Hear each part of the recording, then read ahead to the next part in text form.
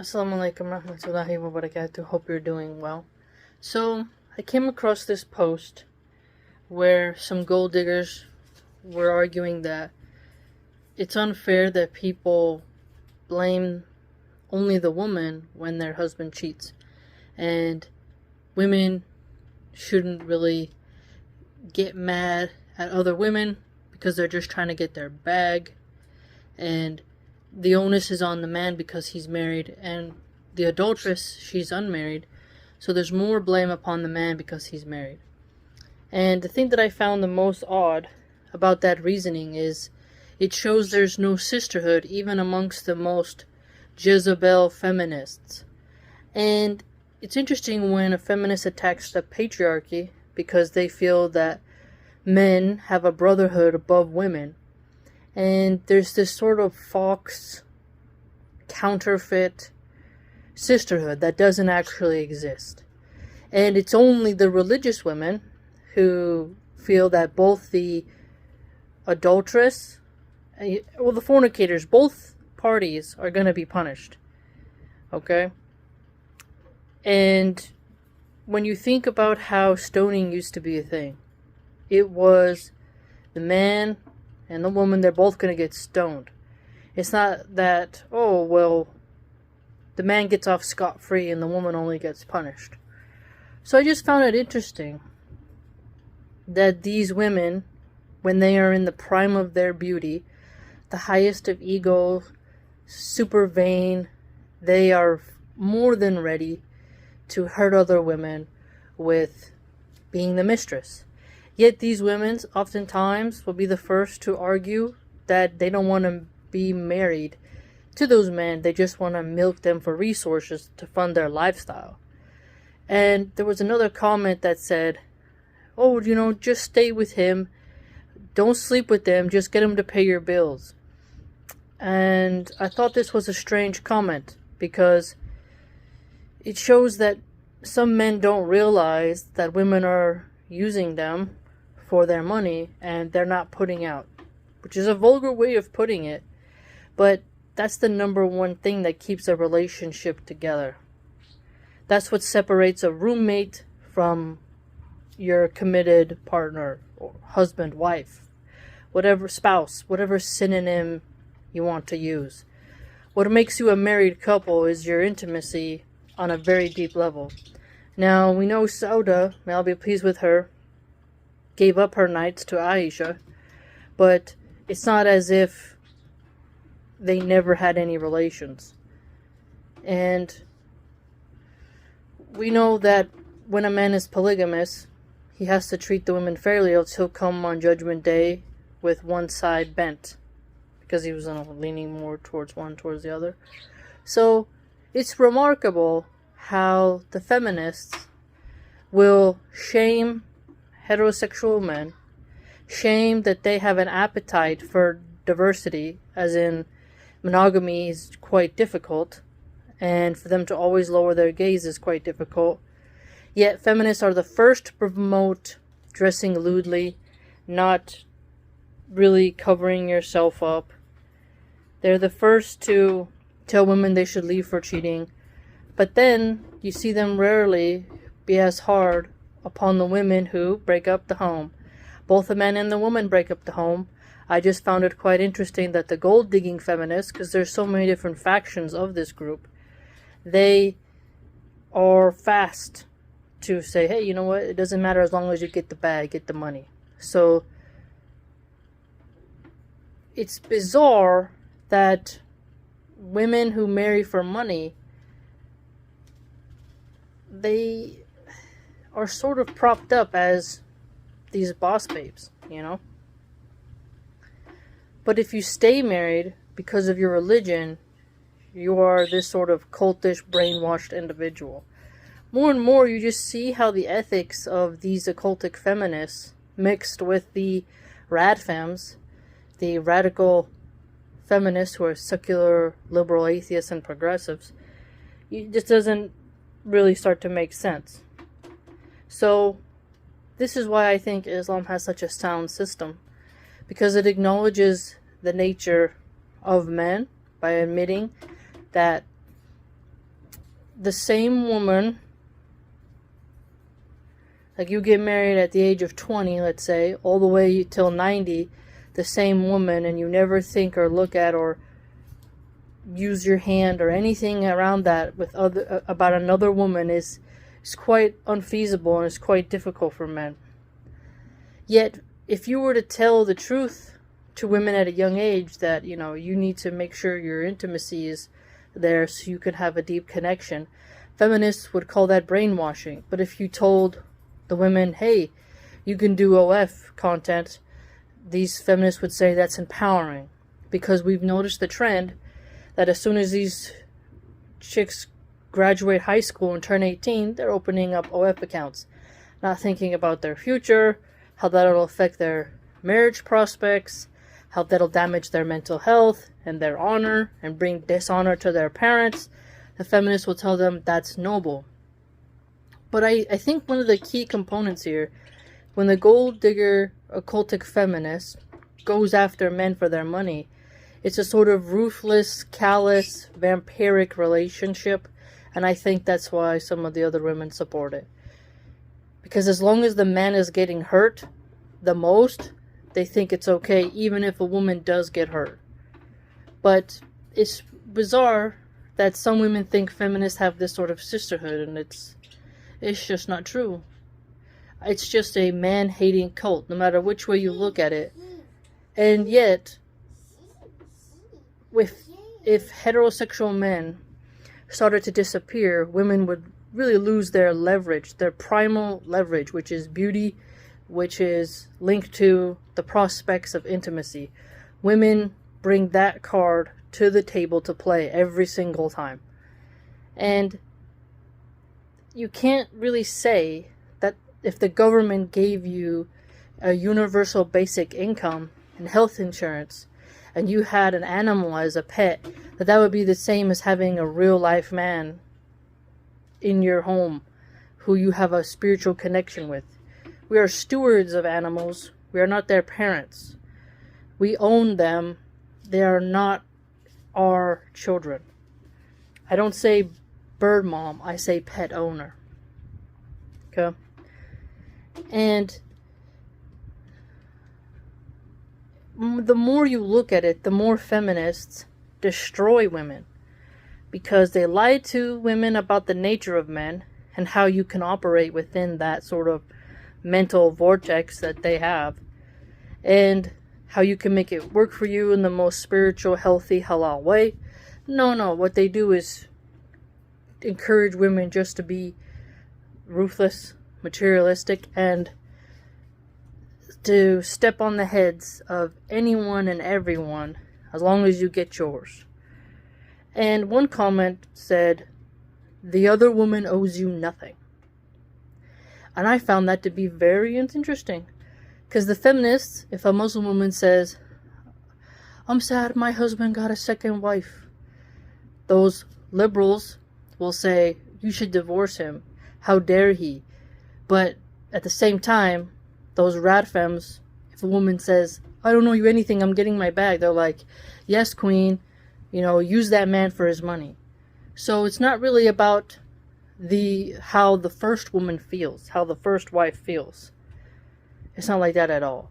It just is about who's getting their fix. So you can see that their ethics code doesn't really make sense, and it quite, fluctuates. It's a very sick ideology, and no matter which way you square it, you see how they are a destructive force for humanity.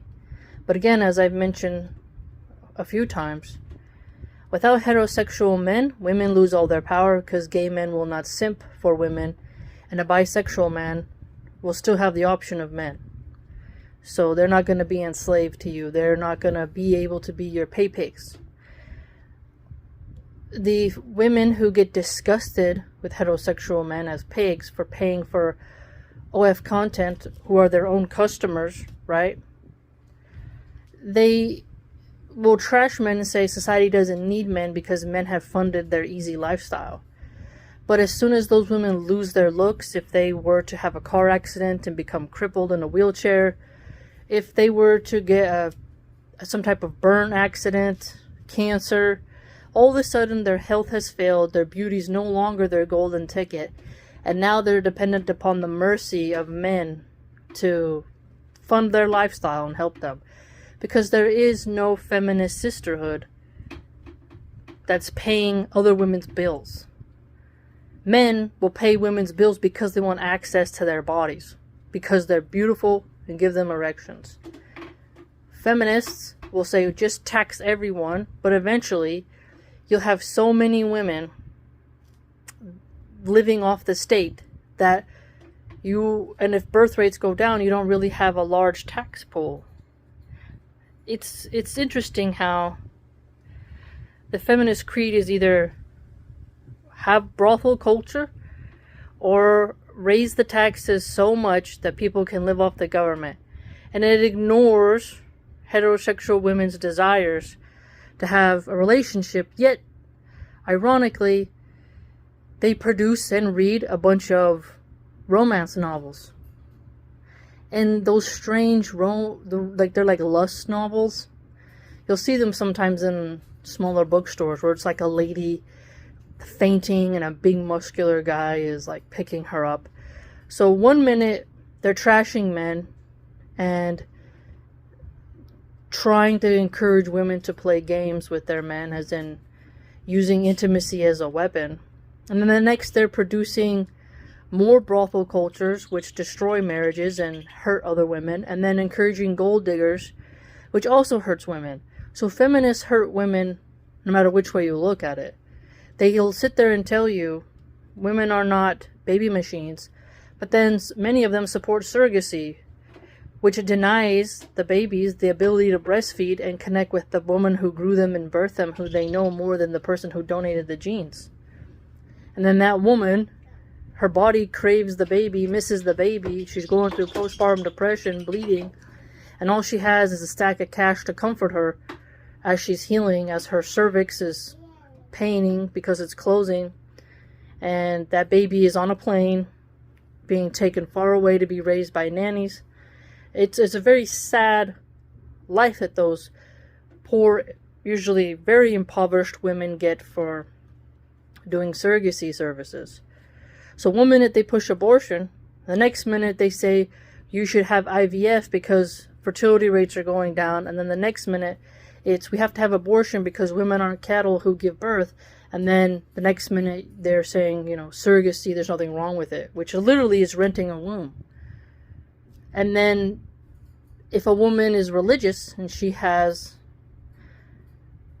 left careerism in order to have lots of children, they'll say, she's a baby farm, there's no need to have that many kids, and they'll shame large families. And so they shame women when they're with a heterosexual man and they're having lots of children and they're happy and she's a stay-at-home mom. And they try to scare her, but then they never try to scare the girl who is sleeping with strangers for cash. They'll always say, this is the fault of the boomers. Women have to prostitute themselves because the boomers ruined the economy.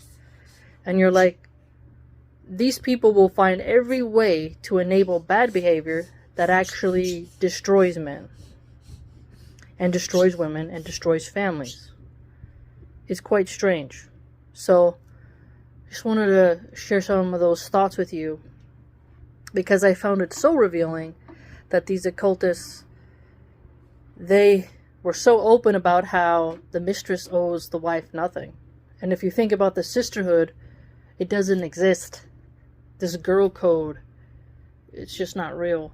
And I think it's just really honest that there's women who don't mind polygamy, because if the gold diggers could come around to their senses, they would see, hey, you know what? Why not be a noble second, third, or fourth wife instead of a secret side chick? Because when you become a wife, you have duties. You have responsibilities.